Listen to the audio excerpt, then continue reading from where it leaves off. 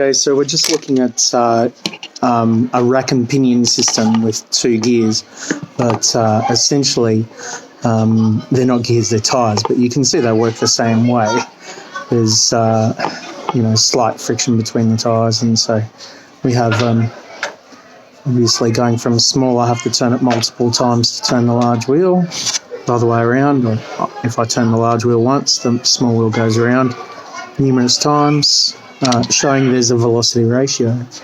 But what I want to show you is that a velocity ratio, talking about the actual angular velocity of gears or drive wheels like this, doesn't apply when you look at linear motion of the circumference. Okay, so for instance, gears, if this moves a centimetre over the circumference down here, it's going to move a centimetre over the circumference.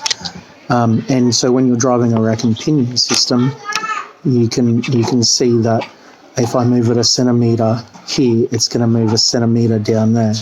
Well, that's more than a centimetre, but it might look like it's moving a further distance, but it's not. It's the same amount that I'm rotating where my finger is. And I'll prove that by showing you that if I move these two, you'll see that they move at the exact same rate. And obviously there's a little bit of slippage, but even though there's a velocity ratio between those, these are acting like idler gears because the shafts aren't connected to anything. So it's the same system. If I turn it up the other way, you might be saying, oh, it's only one way, but turn it around this way too. But if I put it this way, you see, once again, it's a 1-to-1 ratio when you have 2 idler gears and 2 racks, and it doesn't matter whether it's vertical or horizontal, it's always 1-to-1 because they're both idler gears. Okay, thanks for watching.